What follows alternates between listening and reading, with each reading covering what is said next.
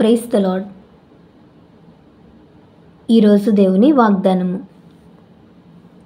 నీవు నా బాధను దృష్టించి ఉన్నావు, నా ప్రాణ బాధలను నీవు కనిపెట్టి ఉన్నావు.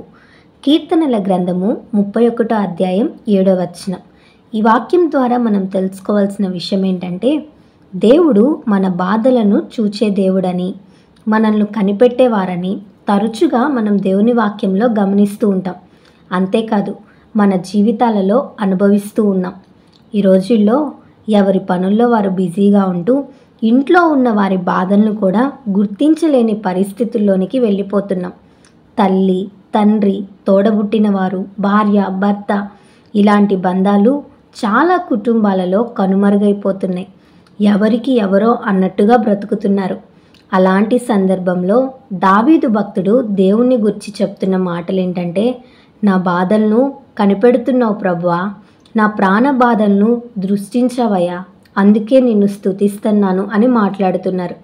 ఈ ఉదయకాల సమయంలో ప్రాణ బాధల్లో నీవు ఉన్నావా? కుటుంబ బాధలతో నలిగిపోతున్నావా? వ్యక్తిగత సమస్యలతో కృంగిపోతున్నావా? బాధ వెంబడి బాధ, కష్టం వెంబడి కష్టం నిన్ను తరుముతున్నాయా? అయితే నిన్ను దృష్టించే దేవుడున్నాడని మర్చిపోవద్దు. నిన్ను విడిపించే దేవుడున్నాడని మర్చిపోవద్దు. ప్రభు సన్నిధికి వచ్చి నీ పరిస్థితిని అప్పగించినప్పుడు, ప్రభువుకు నీ బాధ చెప్పినప్పుడు, విశ్వాసంతో ప్రార్థించినప్పుడు ఖచ్చితంగా సంతోషాన్ని నీవు పొందుకుంటావు, సమాధానాన్ని నీవు పొందుకుంటావు, విడుదల నీవు పొందుకుంటావు. ప్రార్థన చేయటం ఎంత ముఖ్యమో, నీ ప్రార్థన విని నీకు జవాబిస్తాడు అని నమ్మటం కూడా అంతే ముఖ్యం. ప్రార్థిస్తున్న అంశం నెరవేరబడుతుందనే నమ్మకం నీలో ఉండాలి, నిరీక్షణ నీలో ఉండాలి, విశ్వాసం నీలో ఉండాలి. ఇజ్రాయేలు ప్రజలు 430 సంవత్సరాలు భయంకరమైన శ్రమలు అనుభవించారు. ఎన్నో బాధలు పడ్డారు.